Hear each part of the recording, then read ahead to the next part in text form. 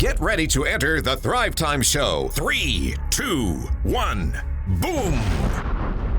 Have you ever had somebody in your office that is an absolutely cantankerous personality who you are 100% convinced is trying to hurt your culture and the overall way that you do business? You know, the gossiper, the rumor spreader, the person that just kills the mojo in every day, in every work day, the person who's always attacking the very culture itself. Well, if you have ever dealt with a person like this, then you are not alone. And so during today's podcast, I had the opportunity to interview my friend and NBA Hall of Fame basketball player, David Robinson. David Robinson played for 14 years in the National Basketball Association. During that time, he won 2 NBA National Basketball Association titles. He won 2 gold medals while being a member of the U.S. Olympic team. And since retiring from the NBA, he has formed a very successful nonprofit charter school called the Carver Academy and a massively successful investment fund called the Admiral Capital.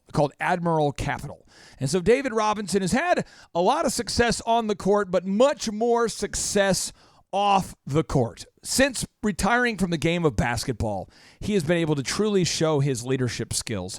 And he is going to teach us during today's podcast how to deal with culture-killing employees and the importance of developing a mission statement for you and your organization. I try to make things black and white. I think if you can, the more that you have defined, the easier it is to determine the outcomes. And so I always try to understand what's my role, what's their role, what's the goal. One thing I learned doing nonprofits is going back to the mission statement. You always go back to the mission statement. What are we trying to accomplish? If it doesn't help what we're trying to accomplish, it's a useless endeavor. What about the personality type who tries to corrode the culture? Mm-hmm. So I'm sure maybe it never happened on the Spurs, but other teams. Other teams. But what happens to the player who is trying to stir up something between another player? They're trying to, that kind of that personality that's for whatever reason trying to create animosity. Yeah. You can't quite pin them on it, but you just, you know what I mean? They're always trying to how do you deal with that? There's always people like that, and I think there's a couple things you need to consider. And first of all is, do you actually have a culture established? So, I mean, if you don't have one established, it's very hard to deal with a person like that because there are no expectations. You don't know, you can't specifically call them out on the types of things that they're doing because there's no real culture. But once you have a culture, which at the Spurs, we always did have a great culture. There was, when you came in, you knew what you were getting into, and you knew what we expected of you. So it was very easy to call someone out when hey, you're doing things detrimental to what the team is about. We don't talk about your salary. We don't talk about it to the media. We don't talk about it in this locker room. That's your business, has nothing to do with what we're trying to accomplish on the floor. So that was very clear. And if people came in and they started whining about salary or they started picking fights with other individuals, then that was clearly unacceptable in our organization. So everyone, I'm writing this down because this is really good nuggets here. You said we always go back to the mission statement. Always mission statement. Let me ask you this.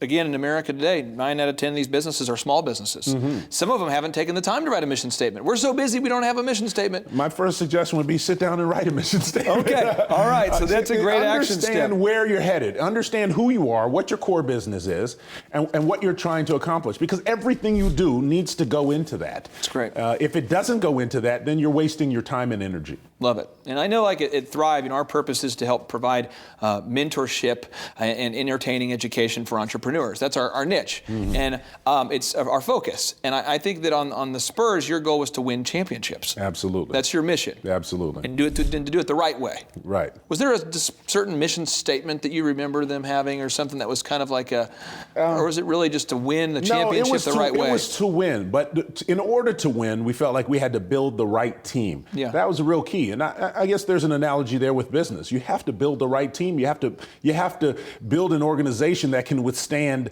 not only the competition of the day, but the changes for tomorrow, right? So you're trying to build this team that's flexible, that's intelligent, that works together well, that is focused. And so that's what I felt like when I came to the team. How do I get us from here to there? Mm-hmm. We were not a very competitive team when I came. how do I help move this organization over here so that we can be competitive? What was your team's record when you took The year before I came in, we won 21 games. We lost 61 games. And then what was your rookie year? How did you do? Because you're all NBA, I think, your rookie year, right? My rookie year, we went from 21 wins to 56 wins, and we lost 26 games. So we pretty much flipped the record, which was great. But you know, there was a lot of other factors that came together at the time. We had a new coach that was a very good coach. We had some players that we had brought in, which were fantastic. But it was the beginning of a change in culture, and we consistently over the last 20-something years have been at a high level because that culture was established and has grown. Principle number 2. Develop progressive disciplinary procedures. Now, David, I see this a lot where you see a small business, and every time someone does something, they say, I'm going to talk to Danny. I'm going to tell Danny when I'm going to talk to her. I'm going to talk to him. We need to have a meeting. And there's all this talking in meetings, but there's no disciplinary procedure. There's no expectations as to what happens next. So it's all these empty threats, and it's a bunch of small businesses where they're stuck. They're not growing. Right. And the key, I think, of a small business owner is to win. To make money, to feed your family by providing value to customers. Absolutely. You don't want to stay small. It's not a badge of honor to be a small business. We want to grow and be a big business.